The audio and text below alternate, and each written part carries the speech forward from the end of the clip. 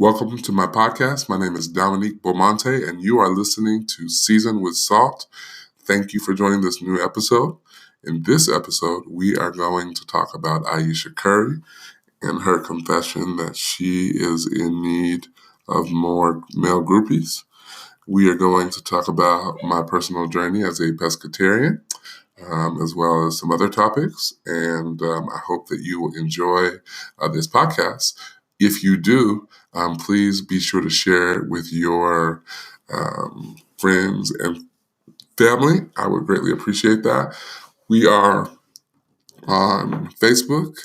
You can follow us at SWS Podcast, Instagram SWS Podcast, and Twitter SWS The Podcast. If you follow us, that'd be greatly appreciated.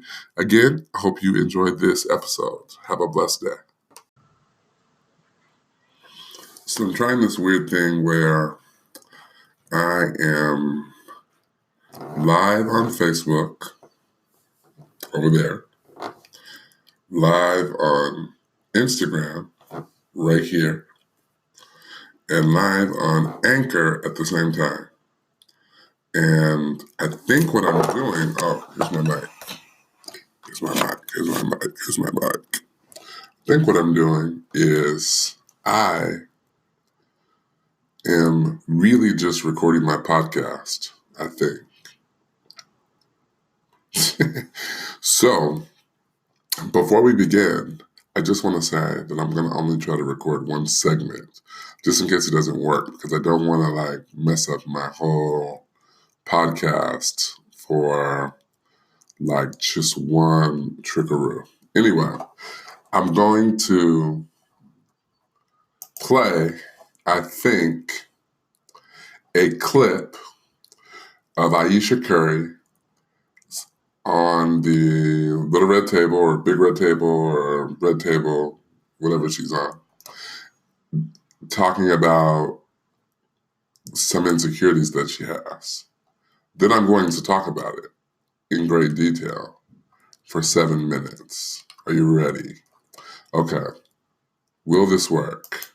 It bothers me and honestly has given me a sense of a little bit of an insecurity is the fact that, there are all these women throwing themselves, but me, the past 10 years, I don't have any of that. I have zero, this sounds weird, but male attention. Okay, and she's had to.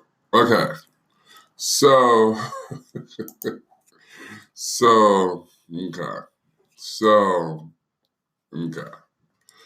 So Ayesha Curry, she's married to NBA All-Star Steph Curry, I believe. I'm not really a basketball person. So, but I think I'm a Blazer fan today. Side note. She, on a show hosted by Jada Pinkett Smith, her daughter, and her mother, is being interviewed at she's being interviewed on the show, and the show features Steph Curry's mom, Steph Curry's future sister-in-law, and then maybe Steph Curry's sister. I think that's how it goes. And they are talking about feeling or being insecure or what makes you insecure. And there's a lot of discussion about it. So first of all, I want to encourage everyone, before you jump to a conclusion, jump on over and watch the full video for context. In fact, that might be a good rule for just life. Always pursue context. If you're a preacher, please pursue context. If you are a journalist, please pursue context. If you are just a consumer, just a listener, just a viewer, please pursue context. So, I got off. So, she announces that it brings some level of insecurity. Now, context is they're talking about the life of an NBA all-star wife, and every woman on the panel aside from the host, are wives or fiancés of NBA players in one particular family. And so one sister said, it's hard because, in the last 3 weeks, I've only spent 6 hours with him. They have also discussed the difficulty of like wanting to balance your own career and your own life, while like also wanting to be a supportive wife and spouse and a good mother. So all of them have said, I made this, choice not to travel with my husband. And it's out of this conversation about choice about, not traveling with the husband that Ayesha Curry is like, oh, well, it's really difficult because like, and I'm just contextualizing this is how I see it. To me, she's saying like me and the husband, celebrity basketball player extraordinaire, we don't have a lot of narratives to compare because I don't really get a lot of male attention. And essentially, she's saying that her insecurities have birthed this need to have additional attention. And other folks have taken that to mean that, oh, she is insecure because she doesn't have groupies. Now, contextually, I think it's important to consider the following. She's not just Steph Curry's wife, right? She's a celebrity in her own right. Like she's like a chef, and she probably has a handbag or something like that. Like I don't know the specifics, but I know that she's even in the introduction at the red table. There's like, yeah, and Ayesha Curry, entrepreneur, and NBA wife extraordinaire. In fact, she was referred to as the first lady of the NBA, which I would strongly push back on. But anyway, so the world is like, oh, what was her? Insecure about vanity and not being, respected and salivated on when she is considered. And so people are like, oh, then there's another brood of folks that are like, you know what? She can get over it. She will be all right. Like she will survive. Then there's another group of y'all that are like, oh, insecurities are so real, and we need to realize the place that they have, and the reality is like, this is my perspective. This is like pure rich folks problems.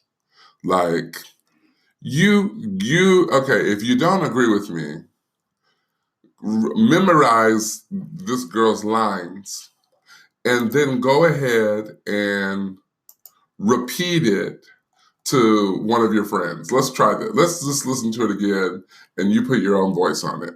Women like throwing themselves. But me, like the past 10 years, like I don't have any of that. Like I have zero, this sounds weird, but like male attention. Okay, and she's had to. So I guess, first of all, where's your husband? Because that should be the male attention that you are pursuing and that you are getting.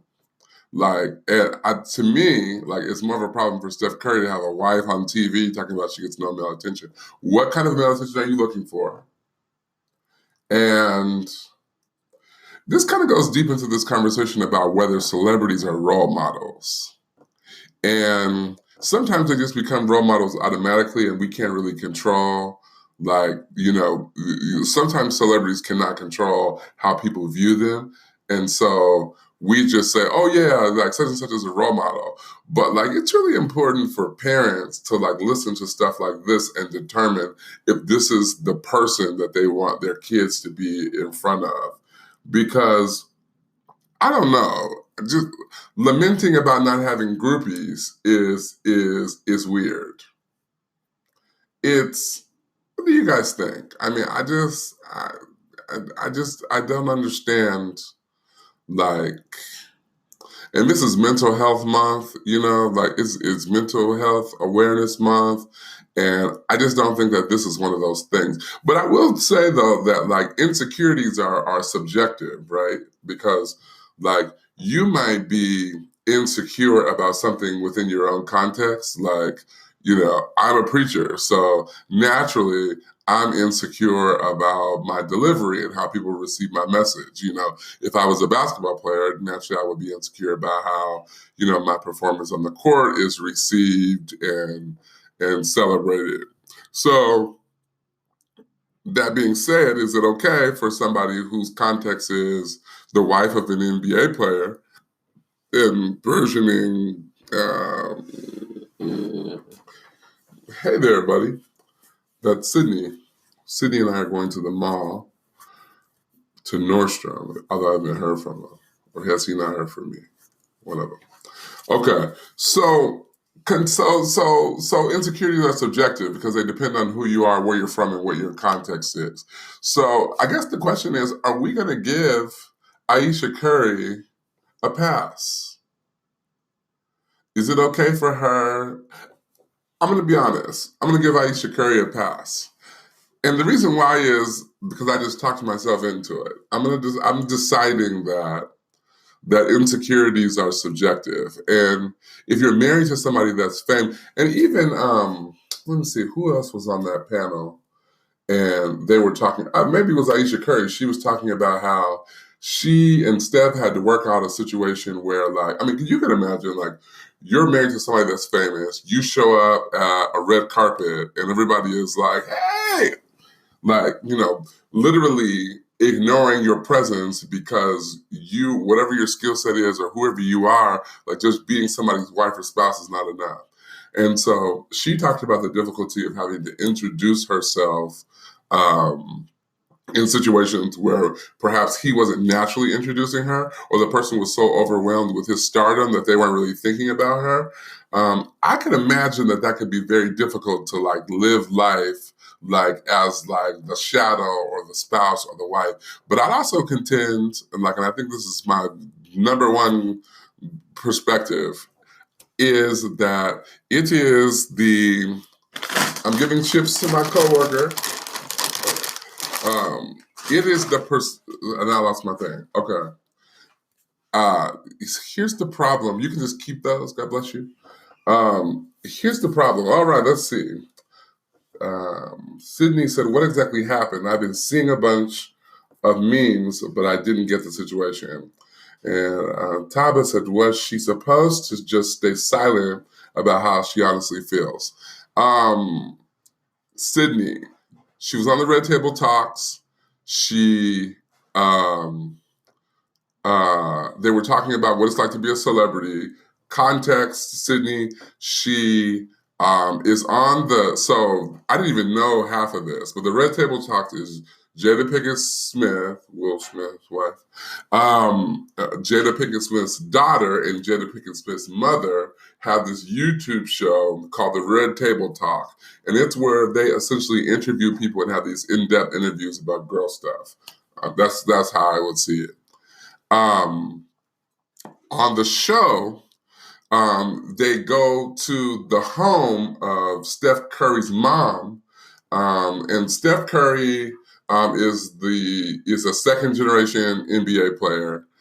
He has a brother that's an NBA player, and so a brother that's an NBA player. He's an NBA player, and then there are all these women who are a part. So the mom is an NBA wife.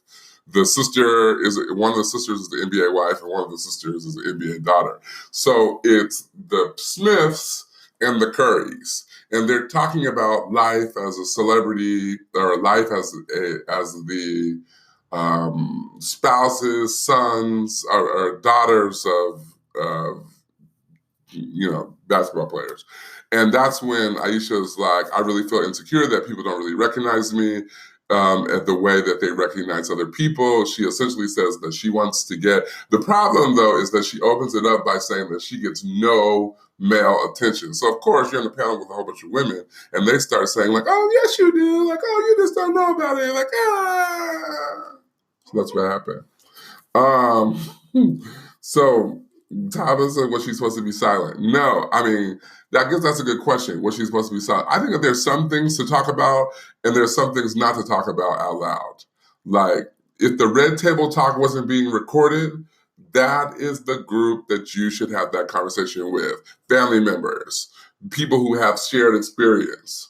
The problem is that like none of us can identify because we don't have a shared experience. Like you'd have to be an NBA wife or a celebrity wife to really understand that. And so, I think that maybe some things that might be identifiable to people is, this want and this need for male attention that like perhaps they're not getting from their spouse. But still, like I would just be really upset if I had a wife and she was on TV talking about she gets no male attention. I don't understand that. So I don't have much context. I haven't seen the issue yet. But that's pretty much it. Let's see. We got some Facebook folks chiming in. Matt, he says, I can understand her point. The desire to feel wanted is subjective, but generally, we all have that desire. Agreed.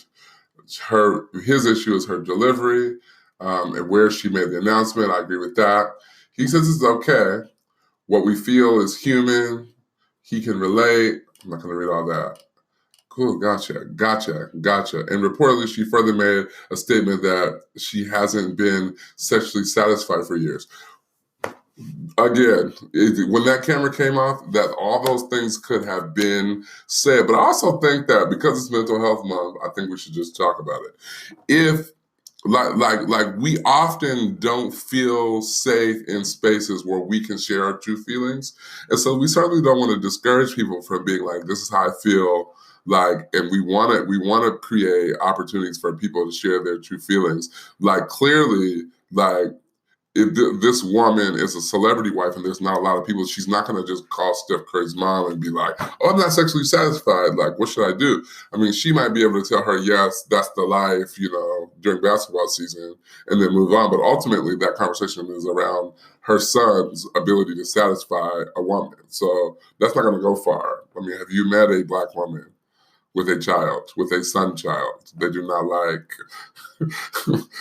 like there's only so much they're gonna let you say about their son, no matter how terrible he is, if he's terrible. But not to say Steph Curry's terrible, he's a good guy. All right, let's see. Somebody else said, okay, I don't understand why she needs attention from men, but beep, Curry ain't putting beep down. Well, that's another thing. Like, is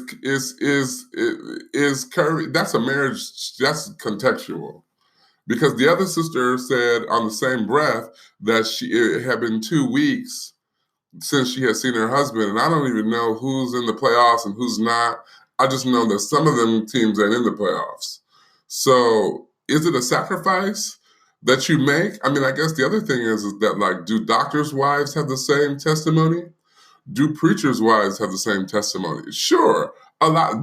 Do husbands of affluent or women with very time-consuming jobs have the same testimony? Sure, there are lots of men that don't feel satisfied sexually, or they don't get the attention that they need from their spouses because, whatever. Like, I just don't know if she is like a special.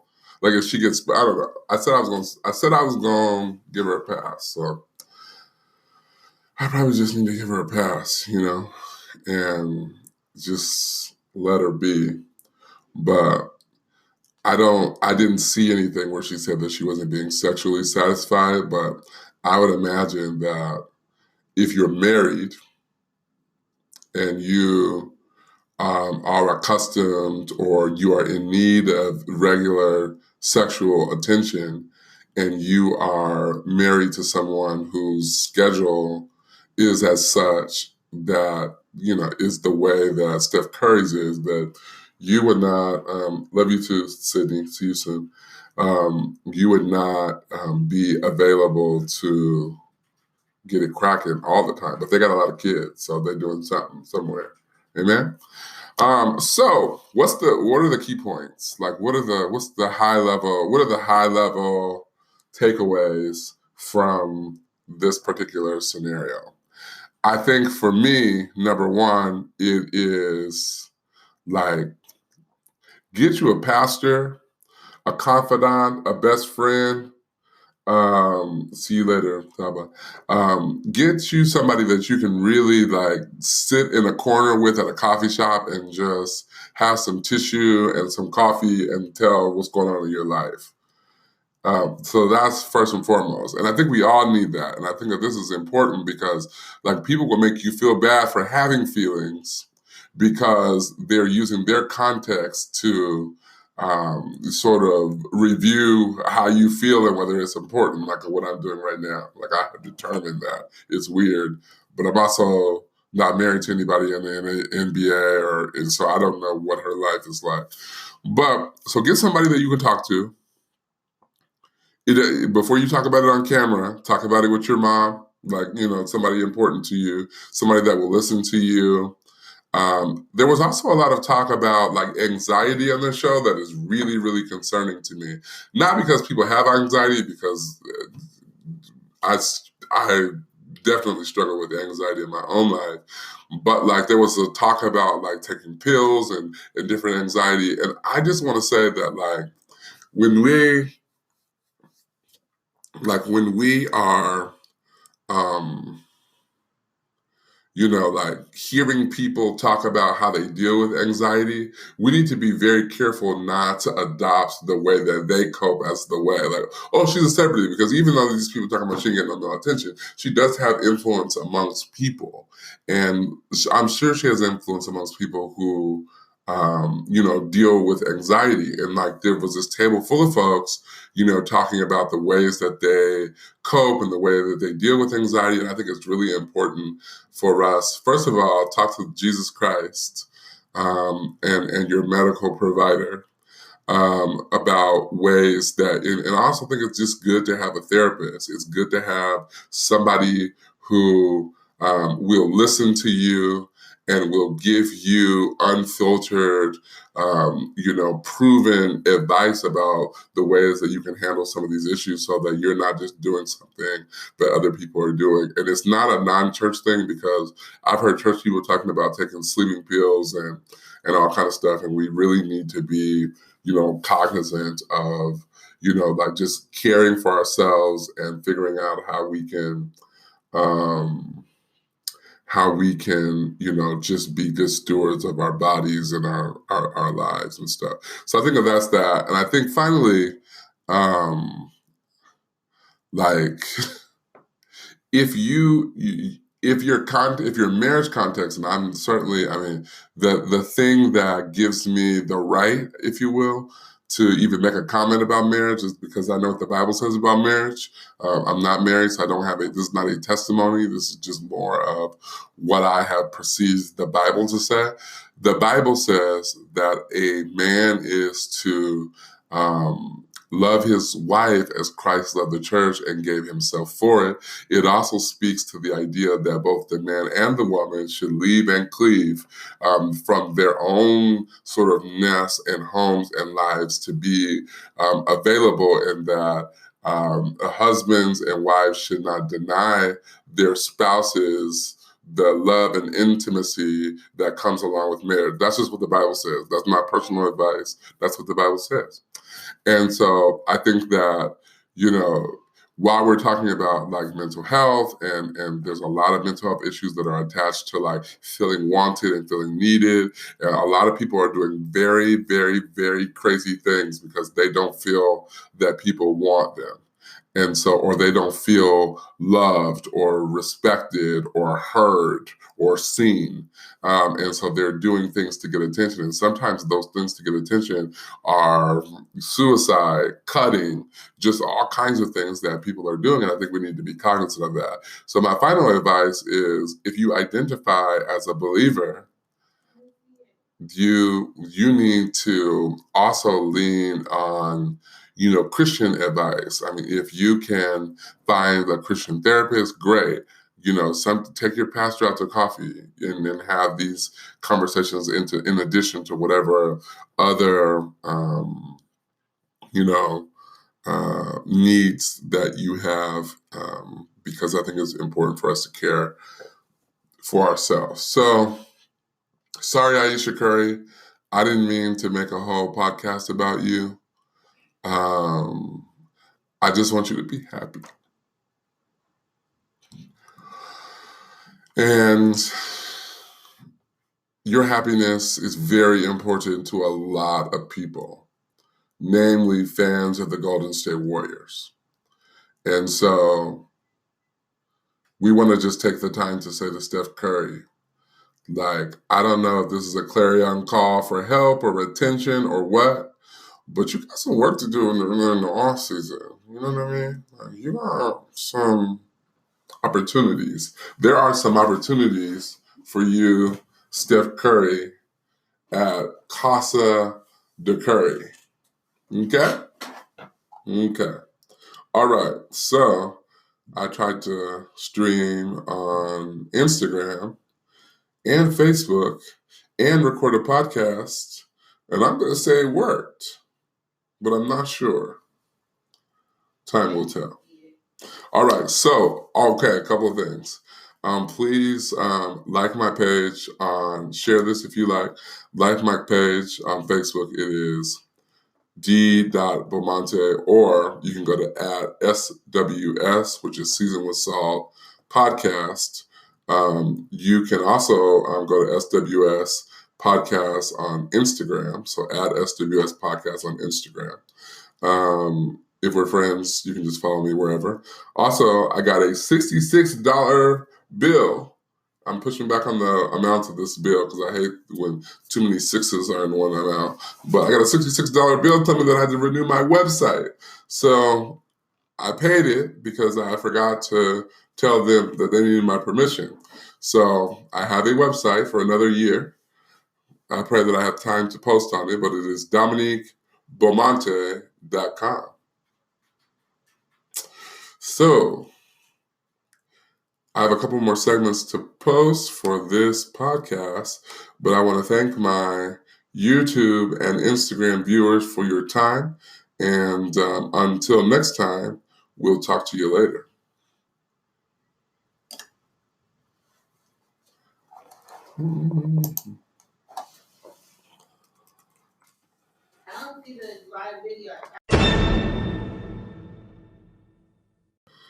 I want to talk about, in this second segment, my new journey as a pescatarian.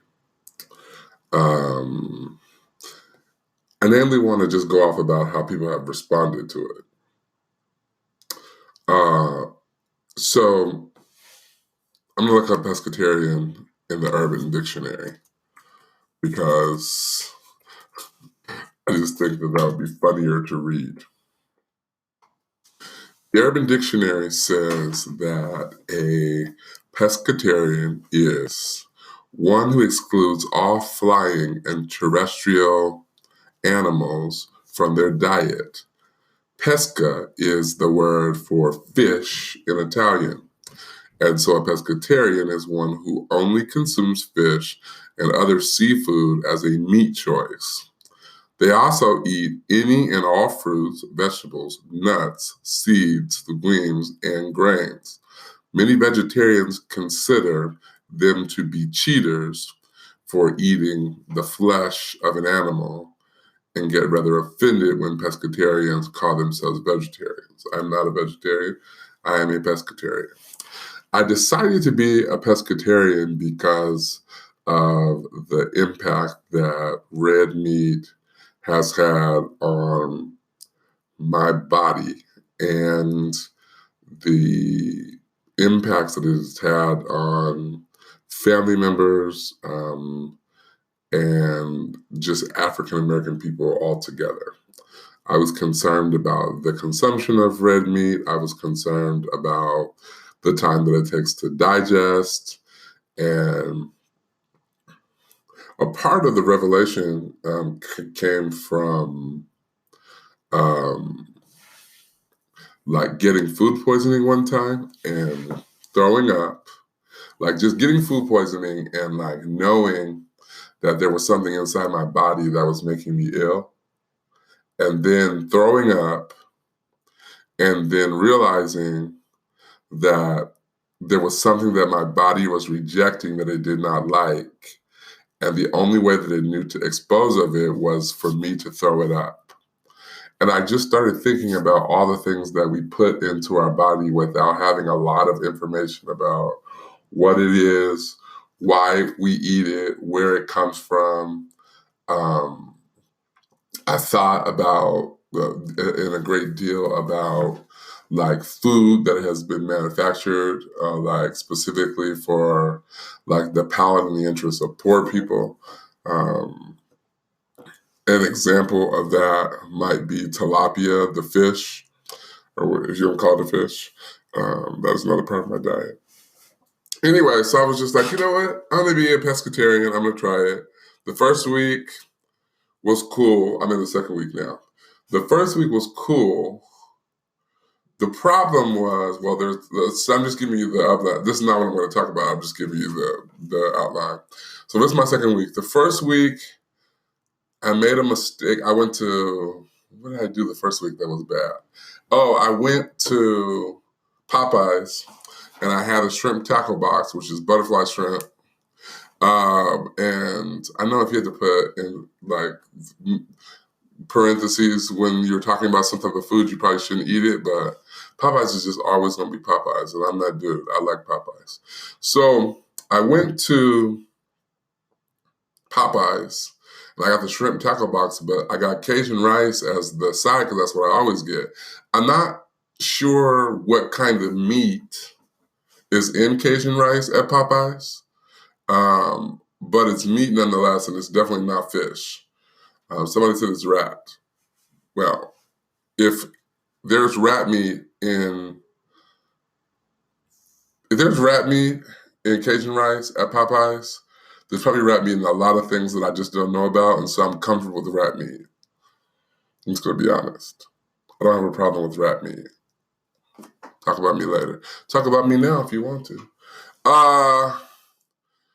And then the other day I had like some broccoli soup, like a cream-based broccoli soup, and I sampled it at Nana's Cafe in Sacramento. I sampled it and it was really good, so I got a whole bowl of it, took it back to my office, started eating it, and realized that it had chicken in it. So those are the only two kind of cheat activities that I have, but it's been very difficult to, like the first week it was very difficult to be thinking about like how to like reorganize my life so that I wasn't eating red meat. Because I would be like, oh yeah, usually I go to this place on this day. I actually stole so I love Ruth's Chris Steakhouse. And I had gone there a few weeks ago and I accidentally took the napkin, you know, like the cloth napkin that they give you. So I accidentally took the napkin from Ruth's Chris. So I was like, okay, I got to take the napkin back. They do have seafood, but neither here nor there. I didn't even take the napkin back, and so I was like, when I take the napkin back, I'm going to get a steak sandwich. I'm going to get some lobster macaroni and cheese. And I had it all planned out on what I was going to eat. And then I realized that I can't go to Ruth's Chris anymore because, like, I go there for steak. So anyway, I've been driving around town with the Ruth's Chris Steakhouse napkin on the front seat of my car. So anyway. So that's the journey of being a pescatarian. The funny thing is that, like, first of all, people don't know what a pescatarian is. And what I realize is that a lot of people think it's a diet. And I think that people are getting confused with their thought that I need to be on a diet and my choice to be a pescatarian. They're not the same thing. Right? Like, because you might think I need to be on a diet, but that doesn't mean I'm going to just jump on one because you probably need to be on a diet too. Okay. All right. So, like, I announced that I was a pescatarian, and then all of a sudden, like, whenever people have seen me with things, they're like, oh, you can't eat that. Like, you do not know what I can eat. Okay? Or drink. sometimes it just feels good to just get stuff off your chest. I can drink what I want because I'm grown. So if I don't drink alcohol, I'm not sinning. This ain't about sin. But so anyway, people be like, "Oh, can you eat that?" Like this right here. It looks nasty, but it is cheddar cheese with a spinach dip, all made by reduced fat items. I have some pita bread. When I stop recording these podcasts, I'm gonna eat these egg bites that I got from Safeway. Anyway, so the idea is that you just don't eat red meat, and that's pretty much all. And that you have an emphasis on fresh fruits and vegetables and all that kind of stuff. But people have been coming at me sideways, like, oh. So anyway, like, I get, like, and I guess I never thought of this as like I never thought of this. My coworker, was it my coworker or somebody was like talking about how they did not assume, oh, my friend Tish was saying, I don't know, you don't come off as a person that has a complex about your body. And I was like, you know what? Like, I think we all have body image, like, challenges that we don't talk about, but people are a little too comfortable, like, making comments about other people's weight to them. Now, I know we're talking about people behind their back, but I ain't talking about that. Like, yeah, oh, she gained weight, blah, blah, blah, blah, blah, blah. Oh, she picked up a few. But I'm talking, church people are really, really, and this is not a beat up on the church people kind of thing. Like, this is not that at all. I'm a proud church going man. Like, I love Jesus Christ. I'm going to be a church going man to the day I die. But just because we are a part of the same religious community does not give you the right to make free will comments about my weight. It is not your weight, it is my weight. And people are just like, I mean, I could give you some examples, but I'm not going to, because I have told other people some of these people's names, and I don't want them to be like, yeah, Dominique made a podcast and he mentioned you in the podcast. No, I'm just saying, saints, stop mentioning people's weight to them. They know if they gain weight. You know, if you gain weight, you sit on chairs and they be making noises and you get uncomfortable. You go places, you can't fit the clothes you used to fit. We already know. We already know. We don't need anybody telling us. So what I'm going to start doing is when people make a comment about weight, I'm going to clap back in a very appropriate and Christian way. I'm going to say, oh, it really makes me uncomfortable when people make a comment about my weight because it's my body and I can do what I want with my black body. I appreciate your concern about my weight. Would it be appropriate for me to mention your weight? Would it be appropriate for me to mention your eating choices? Oh, it wouldn't?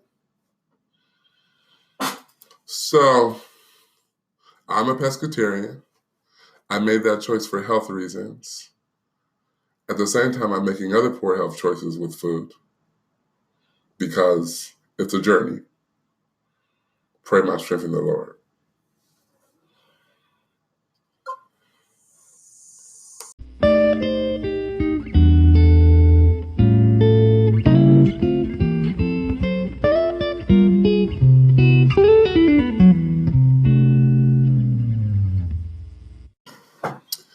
Finally, I want to take a moment of personal privilege to express just something that's on my heart with regard to being open and vulnerable to feedback and counseling and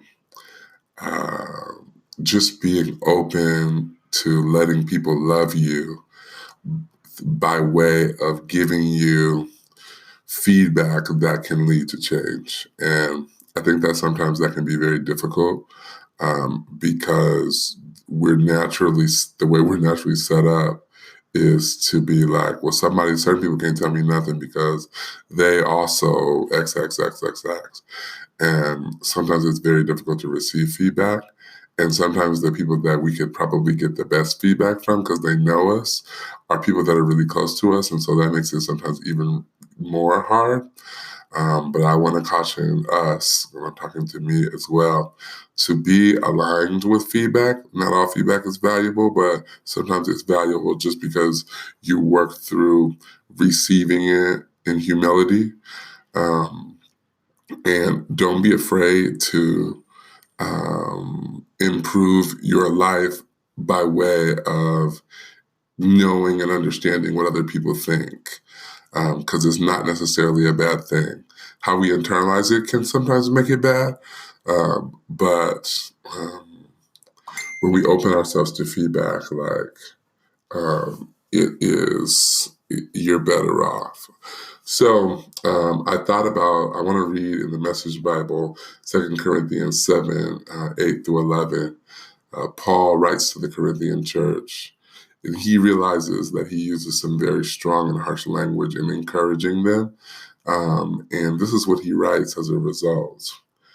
2 Corinthians 7, verses 8 and 9, 10 and 11 in the Message Bible. I know I distress you greatly with my letter. Although I felt awful at the time, I don't feel at all bad now that I see how it turned out. The letter upset you, but only for a while. Now I'm glad that you were upset, but that you were jarred into turning things around. You let the distress bring you to God, not drive you from Him. The result was gain, no loss. Distress that drives us to God does that. It turns us around. It gets us back in the way of salvation. We never regret that kind of pain. But those who let distress drive them away from God are full of regrets, end up on a deathbed of regrets. So let's internalize appropriately the feedback that we get so that we can be better people. Have a good day.